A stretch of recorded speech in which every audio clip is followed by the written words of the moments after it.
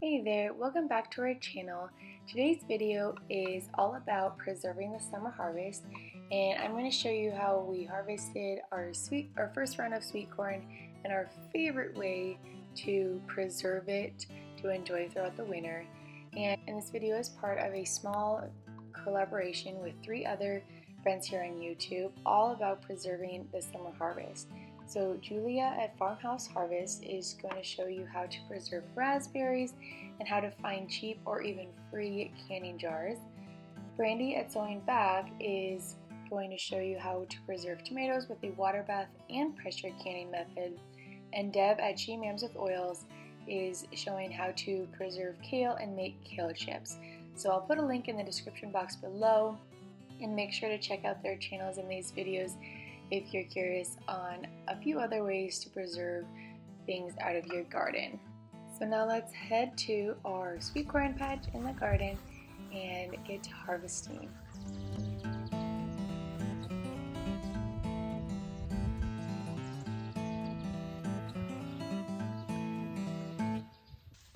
So this year, as you can see, our sweet corn did not get that tall.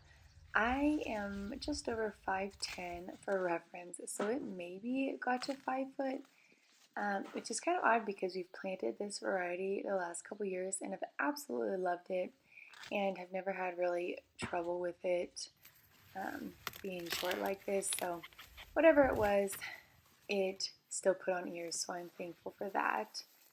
Now I want to talk a little bit about knowing when it's time to harvest your sweet corn. So this particular variety is a 73-day variety. So we always write down the day we planted the sweet corn and calculate 73 days after that. Doing this gives us a good idea of when it's going to be ready. So last year it was ready to be harvested on the 73rd day. So that was really accurate. This year it did need a few extra days to fill out their kernels a little bit, but that was most likely because it was shorter. But you really have to pay attention during that window because there's only really a couple days where it is perfect. And after you go past that window, if you've ever had starchy sweet corn, you know what I'm talking about. But it is so sad to know that your sweet corn harvest is past its prime. So it works really good to just grab a few ears and boil them up and just see how they taste, just to make sure that they are exactly where they should be. Now you may have noticed a little outfit change, and that is because we did not shuck the corn the same day that we picked it. So this corn wasn't in dire need to be processed that day. It wasn't too close to being over starchy or anything like that. So I was able to just put them in grocery bags, put them in the fridge, and come back to them the next day.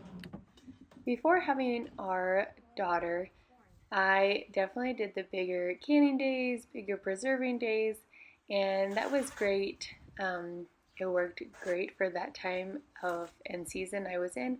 However, since having our daughter, we have switched things up. So I either do smaller batches of canning or preserving or spread them out over a few days. And that has just worked so good. So besides spreading the corn out for a couple of days, another example is like when I make tomato or pasta sauce.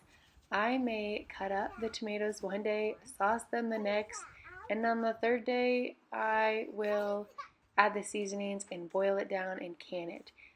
So yeah, you definitely have to make sure that you're maintaining food safety and all those things, keep it in the fridge, but it is possible. And if you are a mom of littles or just in a season that you don't have all day long to do it, or you just don't want to, here is your encouragement that you can do it differently.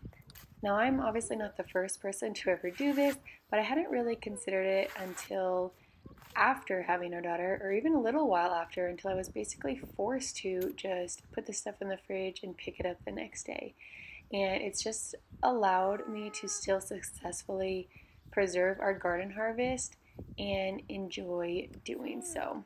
So I just wanted to share that in case you hadn't thought about it either.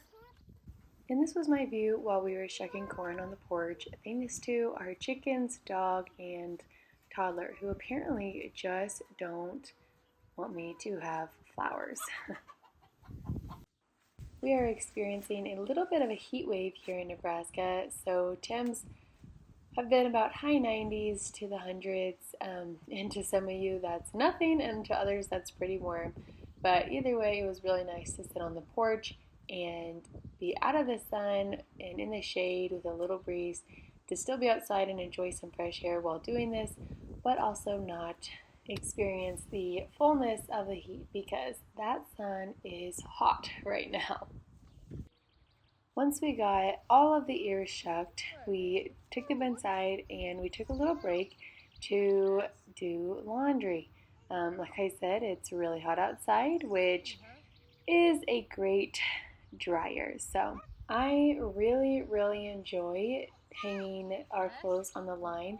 So I make sure to take advantage of our clothesline, especially during the summer months, even if it is scorching hot. Then once we got that done, we came inside and I rinsed off the ears. Now normally they're pretty clean, so I don't really have to do this. But with a toddler, a few of them, or a lot of them, ended up on the ground and were a little dirty. So I did just rinse them off. And then I got a big pot of water going on the stove and just wanted to get that boiling. And while I was waiting for that pot of water to start boiling, it was time to start a couple sourdough loaves. So my leaven was ready and I needed to mix the leaven with some flour and water and get it going. So if you are not interested in sourdough whatsoever, you can just skip on past this. But this is how I fit sourdough into whatever else I'm doing. So I make a leaven and keep it in these weck jars. A mason jar works great too, although I do like the fact that I can use a dough hook and clean out the sides versus having to get a separate utensil dirty. But you can see it was floating perfectly, and so now I just mix it up a little bit. And you don't want to be too harsh, but good enough that it's well mixed. And then I just dump flour because I'm using a scale. I find that to be just really easy and simple. And so that's what I do. I buy flour in 25-pound bags and keep them in 5-gallon buckets.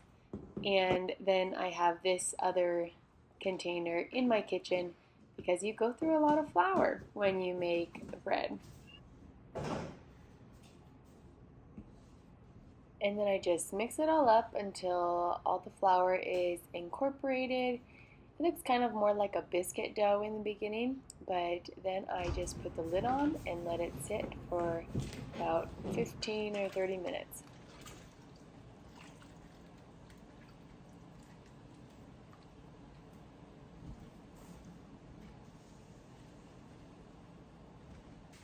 Now that the big pot of water was boiling, I put as many corn cobs as I could fit in there, and I cook them usually or blanch them for about 4 or 5 minutes. I find that works pretty good. And so then I use tongs and just make sure they're all kind of under the water, and we'll do this throughout the 4 or 5 minutes just to make sure they're all getting evenly cooked.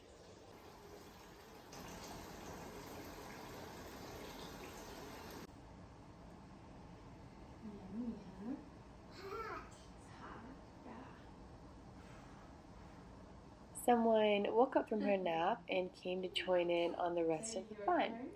So I find it easiest just to bring the pot over and I fill the sink with cold water.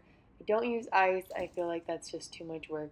So I just use cold water like that and I'll put the ears of corn in there and I will kind of move them around, and then once it gets warm, the water gets warmer, I will probably drain it and then refill it.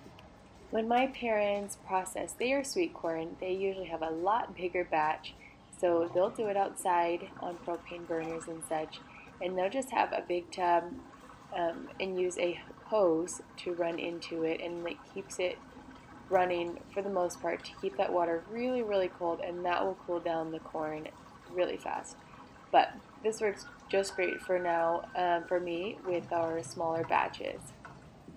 Now back to the sourdough real quick. So it's sat for about 15-30 minutes or so, and now I'm going to add salt. So for sourdough, it's the salt that works best is non-iodized salt, and we love Redmond real salt, so that's what we use. And then I'll add just a little bit of water to help incorporate the salt into the dough better. And if you're interested in any of these things, that like the salt that I use for our sourdough, I will link them in the description box below. And then after I get all the salt mixed in there really good, I will do a few coil and folds just to help the dough start forming some structure. And then I'll just put the lid on and let it sit again for 45 minutes or kind of whenever I get to it next. We've reached one of the last few steps of processing our sweet corn, and this can be a little more tedious of a job. Now, one thing that really helps is having a very sharp knife, which I did not really have this time around. But you can do what I say, not what I do. I'm just running the knife downward to cut off the kernel, and then I will go around the whole thing, and then I'll rub the knife and get all the milky stuff out. Now the way I'm doing it is probably more a beginner friendly method. However, my dad is so fast at cutting the kernels off, and I've never been that great at doing it the way he does. But right after recording this, I was helping my in-laws do some of their sweet corn, and I finally figured it out and got it to work for me. So his method is just holding the ear of corn in his hand, in his left hand, because they're both right-handed, and you drag the knife towards you and cut off the kernels, and then you rub it and go back downwards to get the milk out. And if you have a really sharp knife and are careful, I can do probably 2 or 3 times as many ears of corn as I can doing this method. So, just a thought. Now it's time to bag it up. For my family size, since there's just 3 of us, I only put 3 cups in each bag. But if you have more than that in your family, then I would just fill it completely full. But this is what works for us and the size we need. After I get it all bagged up, I throw the labels on there of sweet corn and the date, and I just put them in the freezer. It really is just that simple.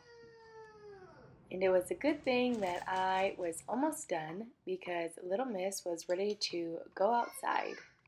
And that worked great because the last thing that I needed to do was take all the leftover corn cobs and take them out to the chickens. And they sure appreciated it. And if you're curious how the sourdough turned out, the next day I made it into a cheddar jalapeno loaf, and it was so good. So until next time, thank you for watching.